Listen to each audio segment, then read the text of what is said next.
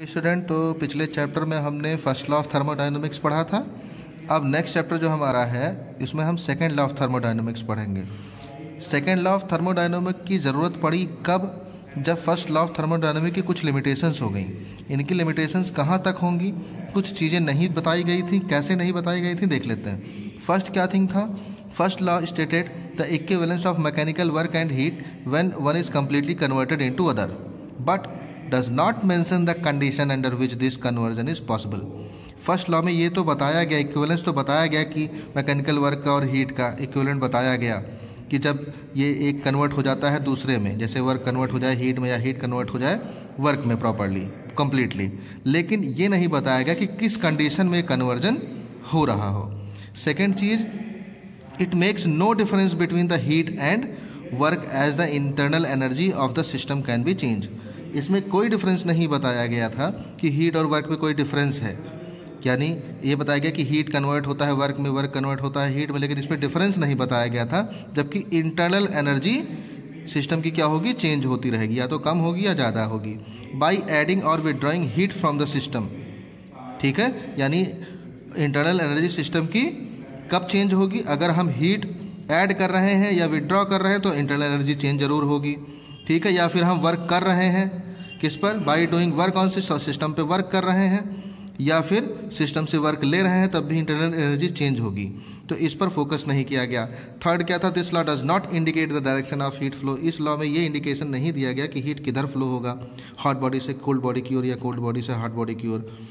This law does not tells whether the reverse process is possible और not. First law में ये नहीं बताया गया कि ये इसका रिवर्स प्रोसेस फॉलो होगा या नहीं फॉलो होगा। इन सब कमियों को दूर करने के लिए सेकेंड लॉ ऑफ थर्मोडायनेमिक्स बनाया गया। इसमें दो स्टेटमेंट आपके आते हैं, कैल्विन प्लैंक का स्टेटमेंट आता है और क्लासियस स्टेटमेंट आता है। कैल्विन प्लैंक स्टेटमेंट के अनुसार it is impossible to convert all the heat extracted from the hot body into work. Kelvin Planck ने क्या बताया कि पूरी हीट को चेंज करना, पूरी हीट को वर्क में चेंज करना इम्पॉसिबल है, क्योंकि कुछ हीट लॉस हो जाएगी इंटरनल एनर्जी बढ़ाने में। ठीक है, क्लासियस का स्टेटमेंट क्या था? It is impossible to transfer heat from a cold body to hot body. Clausius ने यह बताया कि कोल्ड बॉडी से हॉट बॉडी से कोल्ड बॉडी की ओर ट्रांसफर होता है हीट। ये इम्पॉसिबल है कि कोल्ड बॉडी से हम हीट ट्रांसफर करें हॉट बॉडी की ओर विदाउट एक्सपेंडिचर ऑफ वर्क, बिना कोई वर्क किए, बिना एक्सटर्नल एजेंट के हम वर्क किए, यानी बाहर से बिना किसी सोर्स के द्वारा वर्क किए हम कोल्ड बॉडी से हॉट बॉडी की ओर हीट ट्रांसफ़र नहीं कर सकते हैं। हमेशा हीट ट्रांसफ़र होगा हॉट बॉडी से कोल्ड बॉडी की ओर। जैसे रेफ्रिजरेटर की आप बात करते हैं तो उसमें हम एक्सटर्नल एजेंट से क्या करते हैं? वर्क लेते हैं, जैसे इलेक्ट्रिसिटी लेते हैं। रेफ्रिजरेटर क्या है? हीट इंजन है, रनिंग बैकवर्ड डायरेक्शन में करता है। इसमें हमें एक्सटर्नल सप्लाई देनी पड़ती है, वो एक्सपेंडिचर होता है, तब कोल्ड बॉडी से हॉट बॉडी की ओर हीट ट्रांसफर होती है। Reversible process, the process in which all changes taking place in the direct process. जितना भी चेंज हुआ रहा हो डायरेक्ट प्रोसेस में are exactly repeated in the inverse order, वो सब रिवर्स ऑर्डर में हो जाए। यानी जो चेंज हुआ रहा हो, जो चीज़ें अपोजिट हुई रही, जो चेंज हो रहा हो उसका फिर से अपोजिट होकर के वो अपने इनिशियल स्टेट में आ जाए, तो ऐसा प्रोसेस क्या होगा? रिवर्सिबल प्रोसेस हो जाएगा। एक्चुअली रिवर्सिबिलिटी के लिए कंडीशन क्या क्या होनी चाहिए? मॉलिक्यूल्स के बीच फ्रिक्शन, विस्कोसिटी, इनइलास्टिसिटी, इलेक्ट्रिकल रेजिस्टेंस, ये सब नहीं लगना चाहिए, है ना। अगर ये नहीं लगते हैं ये फोर्स, तो रिवर्सिबल प्रोसेस पॉसिबल है। और प्रोसेस जो हो रहा हो वो बहुत स्लो होना चाहिए, इन्फिनिटली स्लो होना चाहिए। ठीक है, लेकिन अगर हम एक मैनर सेंस में देखें, प्रैक्टिकली देखें, तो ये पॉसिबल नहीं है। मॉलिक्यूल्स के बीच फोर्स ज़रूर लगता है, विस्कोसिटी लगती है, फ्रिक्शन लगता है, इलास्टिसिटी ज़रूर लगती है, इलेक्ट्रिकल रेजिस्टेंस प्रोवाइड किया जा सकता है, यानी लग सकता है। तो ऐसा पॉसिबल नहीं है कि फिर फोर्स ना लगे।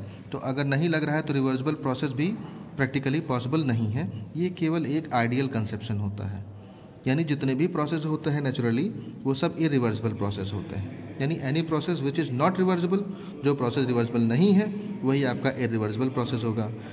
ऑल नेचुरल प्रोसेस, जितने भी नेचुरल प्रोसेस होते हैं जैसे heat conduction, radiation, radio active decay, है ना, ये सब इरिवर्सिबल प्रोसेस हैं। ठीक है, therefore irreversibility is a rule, यानी इरिवर्सिबिलिटी क्या हो जाती है? एक रूल हो जाती है कि ये होना ही है। Heat engine, any cyclic device by which heat is converted into mechanical work is called heat engine. Heat engine क्या होता है? जिसके थ्रू हम हीट को कन्वर्ट कर सकें मैकेनिकल वर्क में, वो हीट इंजन होता है। इसमें 3 मेन पार्ट होते हैं आपके। हॉट बॉडी होता है जिसको सोर्स कहेंगे, वर्किंग सबस्टेंस होता है जो वर्किंग सबस्टेंस हम वर्क करें लेंगे, और सिंक होता है cold body. Working substance takes heat in from source. Working substance क्या होता है, सोर्स से हीट लेगा और उसका कुछ पार्ट कन्वर्ट हो जाएगा वर्क डन में, और कुछ पार्ट कोल्ड बॉडी को चला जाएगा यानी सिंक में चला जाएगा। This process is called cyclic. Therefore working substance returns to its original state. ये प्रोसेस साइक्लिक होता है, इसलिए वर्किंग सबस्टेंस आपका ओरिजिनल स्टेट में रहेगा। जैसे यहाँ देख लेते हैं, वर्किंग सबस्टेंस हॉट बॉडी से सोर्स लेगा, उस पर वर्क होगा, वर्क डन आपको मिलेगा, और बाकी जो हीट बचेगी वो सिंक को ट्रांसफ़र हो जाएगी। किधर ट्रांसफ़र हो जाएगी, सिंक को ट्रांसफ़र हो जाएगी। ठीक है, ये सिंक को ट्रांसफ़र हो जाएगी। एफिशिएंसी क्या होती है, यानी जितना भी हीट हमने दिया, जितना भी हीट दिया इंजन को, टोटल हीट वर्क में कन्वर्ट नहीं हुई, कुछ हीट सिंक को ट्रांसफ़र हो गई। यानी जिस हिसाब से हम हीट लेते हैं उस हिसाब से हमें वर्क नहीं मिलता है, तो इफिशियंसी निकाला जाता है। The ratio of net work done by the engine during one cycle to the heat taken from the source in one cycle. ये रेशियो होगा वर्क डन का, जितना वर्क डन किया गया होगा और जितना हीट लिया गया होगा, यानी W/Q1। तो वर्क डन हमने W किया, हीट कितना लिया था, Q1। अब कितना वर्क डन किया गया, Q1 हीट ली गई, कुछ वर्क किया गया, Q2 दे दिया गया जो बचा, तो Q1 में से Q2 हटा दें तो W आ जाता है। वर्क डन की जगह हम Q1 माइनस Q2 रख देंगे। ठीक है, और यहाँ से सॉल्व कर लेते हैं तो 1 माइनस Q2/Q1 आ जाता है। ये इफ़िशियंसी होती है हीट इंजन की, जिसको ईटा से डिनोट करते हैं। हीट इंजन में हमने ये देखा कि हीट ट्रांसफ़र होता है हॉट बॉडी से, कुछ वर्क होता है और बाकी जो हीट बचती है वो सिंक को ट्रांसफ़र हो जाता है। रेफ्रिजरेटर में क्या होगा, हीट सिंक से ली जाएगी यानी कोल्ड बॉडी से हीट ली जाएगी, एक्सटर्नल एजेंट वर्क करेगा, दोनों मिल करके जितना हीट बनेगा वो हॉट बॉडी की तरफ ट्रांसफ़र कर दिया जाएगा। यानी अब यहाँ पे आपका क्या होगा, जितना हीट ट्रांसफ़र किया गया है ये वर्क डन और जो Q2 हीट ली गई थी इनके सम के बराबर आ जाएगा, यानी Q1 is equal to work done plus Q2 आपका हो जाता है।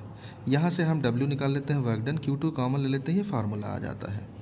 यानी एक्चुअली रेफ्रिजरेटर है क्या, ये एक ऐसा डिवाइस है जो हीट रिमूव करता है कोल्ड प्लेस से। कोल्ड प्लेस से हीट ली गई यानी कोल्ड प्लेस से हीट ये रिमूव कर देगा और हॉट बॉडी की तरफ भेजेगा, एक्सटर्नल एजेंट से वर्क लेगा and adding it to a hotter place, यानी यहाँ से हीट रिमूव करेगा और हॉटर प्लेस पे ये हीट क्या करेगा, प्लेस कर देगा, भेज देगा। ठीक है, देख लेते हैं कैसे वर्क करता है। The working substance take heat from the body at a lower temperature. Working substance lower temperature body से हीट लेता है, has a net amount of work done on it, और ऐसा लेने के लिए वो एक्सटर्नल एजेंट के थ्रू वर्क करना पड़ेगा सबस्टेंस के द्वारा। तो एक्सटर्नल एजेंट जैसे रेफ्रिजरेटर में हम इलेक्ट्रिसिटी लेते हैं तो वर्क डन किया जाएगा एक्सटर्नल एजेंट के through, gives out a larger amount, जिससे जो इन दोनों का सम आएगा वो लार्ज अमाउंट हो जाएगा हीट का, जो हॉट बॉडी की ओर ट्रांसफ़र कर दिया जाता है। हमने ये फार्मूला निकाल लिया। आइडियल गैस के लिए हमने पढ़ा है कि Q1/Q2 is equal to T1/T2, यानी जो दोनों की हीट का रेशियो दोनों के टेम्परेचर के रेशियो के बराबर होना चाहिए। ठीक है, चेक कर लेते हैं। यहाँ जो वैल्यू दी गई है वर्क डन, Q2 कॉमन लेकर के Q1/Q2 माइनस 1, यहाँ हमने क्या करना है, Q1/Q2 की जगह T1/T2 रख देंगे, डिनोमिनेटर इक्वल कर लेंगे, फार्मूला आ जाएगा। कोफिशिएंट ऑफ परफॉर्मेंस क्या होता है, जैसे हमने यहाँ इफ़िशियंसी निकाली थी। इफ़िशियंसी क्या थी, जो वर्क डन किया गया था अपॉन हीट जो ली गई थी वर्क डन करने के लिए।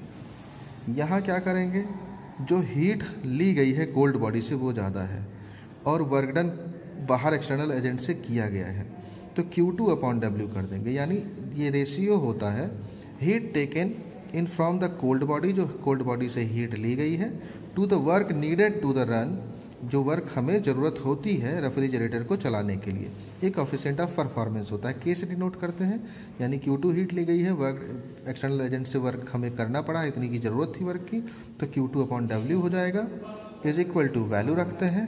तो टेम्परेचर में अगर हम वैल्यू निकालें तो जो वर्क डन आपका होगा ये टेम्परेचर ज़्यादा होगा, क्योंकि यहाँ टेम्परेचर ट्रांसफ़र किया जा रहा है, तो T1 में से T2 हटा देते हैं, ये वर्क डन आपका हो जाता है। और Q2 आपका कितना, Q2 का टेम्परेचर कितना है T2, तो इस टर्म में भी हम लिख सकते हैं। Carnot's ideal heat engine. Carnot's ideal heat engine में 4 कंपोनेंट आपके पास होते हैं। पहला होता है एक सिलेंडर, ठीक है, जिसका बेस आपका क्या होता है, कंडक्टिंग होता है। कंडक्टिंग यानी हीट पास हो सकती है इससे। वर्किंग सब्सटेंस आपका इसके अंदर रहेगा, जैसे हमने आइडियल गैस ले ली। एक पिस्टन लगा रहेगा जो फ्रिक्शनलेस रहेगा और इस पिस्टन के ऊपर वेट रखे रहेंगे। दूसरी चीज़ क्या होती है, आपके पास एक हॉट बॉडी होती है जो कि सोर्स होता है, एक कोल्ड बॉडी होती है जो कि सिंक होता है, और एक स्टैंड होता है, ठीक है, इंसुलेटिंग स्टैंड यानी हीट इंसुलेटर, इससे हीट पास नहीं हो सकती। अब देखते हैं प्रोसेस कैसे किया जाता है इसमें।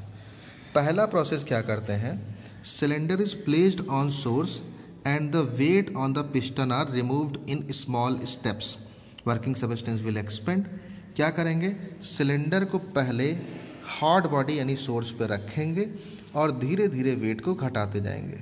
जब वेट हटाएंगे तो पिस्टन ऊपर उठेगा यानी गैस एक्सपेंड होगी। क्या होगी, गैस एक्सपेंड होगी। तो ये प्रोसेस कैसा होगा, आइसोथर्मल प्रोसेस होगा। कैसा प्रोसेस होगा, आइसोथर्मल प्रोसेस होगा। तो अब इसमें क्या होगा, एट कांस्टेंट टेम्परेचर, अगर हम टेम्परेचर कांस्टेंट ले रहे हैं, जैसे ग्राफ देखेंगे, ये आइसोथर्मल एक्सपेंशन होगा। टेम्परेचर T1 हम कांस्टेंट ले रहे हैं, ठीक है। इन द ग्राफ ये दिखाया गया है। पहले पोजीशन मान लीजिए इनिशियल A पर थी, जब प्रेशर आपका PA था, वॉल्यूम VA था।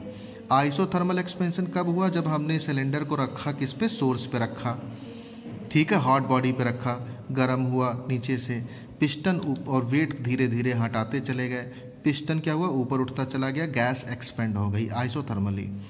अब आपके पास प्रेशर आ गया PB, वॉल्यूम आ गया VB, टेम्परेचर हमने कांस्टेंट रखा T1। अब क्या करेंगे, जब यही सिलेंडर जो हमने हॉट बॉडी पे रखा था इसको उठाएंगे और किस पर रखेंगे, स्टैंड पर। Second process, cylinder is now placed on the heat insulating stand, यानी यहाँ से हटा के हमने कहाँ रखा, स्टैंड पे रख दिया, ठीक है, और वेट को और रिमूव करते जाएंगे, वेट हटाते जाएंगे। अब इस प्रोसेस में क्या हुआ, हीट ट्रांसफ़र हम नहीं कर रहे हैं, हीट ट्रांसफ़र नहीं कर रहे हैं। तो जब हीट ट्रांसफ़र नहीं होता है तो एडियाबैटिक एक्सपेंशन होगा, गैस फिर भी एक्सपेंड होगी। अब मान लीजिए प्रेशर आपका PC आ गया, वॉल्यूम आ गया, VC आ गया, ठीक है, तो इसमें टेम्परेचर भी आपका चेंज नहीं हुआ, ऐसे होता चला गया। अब CD देखते हैं, यहाँ टेम्परेचर मान लीजिए थोड़ा सा डाउन हुआ और T2 आ गया, यानी इसमें क्या होगा, this process continuous until temperature fast to T2। ये प्रोसेस कब तक करते रहेंगे, जब तक टेम्परेचर T2 ना आ जाए। This adiabatic expansion represented by curve BC, ये हमने ग्राफ में दिखाया।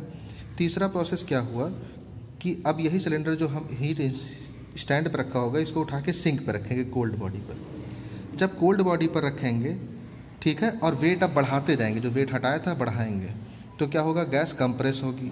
वेट बढ़ाएंगे, पिस्टन नीचे जाएगा, गैस कंप्रेस होगी, ठीक है। तो ये weight are now placed on the piston, slowly substance is compressed isothermally. तो अब आइसोथर्मल कंप्रेशन होगा, कंप्रेस होता चला जाएगा, ग्राफ में हमने दिखाया आपको।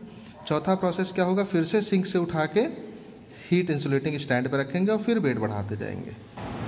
तो इसमें क्या होगा, जब हमने स्टैंड पे रख दिया इसको, तो अब तो हम टेम्परेचर दे नहीं रहे हैं, कोल्डनेस दे नहीं रहे हैं, तो टेम्परेचर चेंज नहीं होगा, टेम्परेचर कांस्टेंट कर दिया गया और एडियाबैटिक कंप्रेशन होगा, गैस और कंप्रेस होती चली जाएगी क्योंकि वेट हम बढ़ाते जा रहे हैं।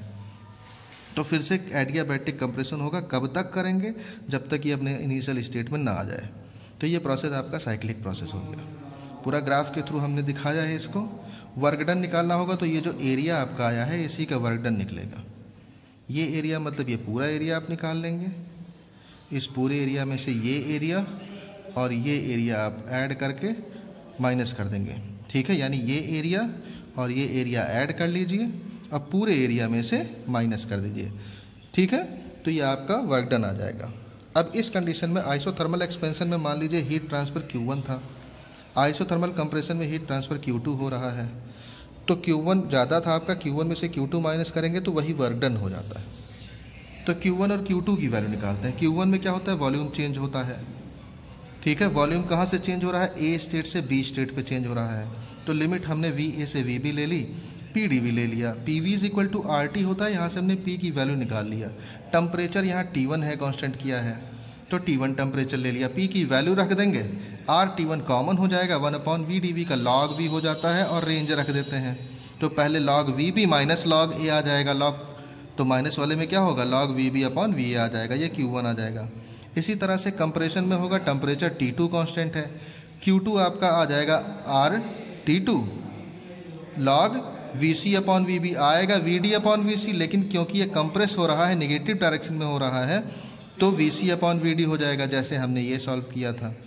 अब Q1/Q2 कर देते हैं तो T1/T2 log VB/VA log VC/VD आ जाएगा, क्योंकि R और R कैंसिल हो जाता है। ठीक है, ऐसे ही हमने इन दोनों के लिए लिया। अब एडियाबैटिक में देख लेते हैं, B से C जो हो रहा है और D से A हो रहा है। B से C एडियाबैटिक चेंज है और D to A adiabatic change है।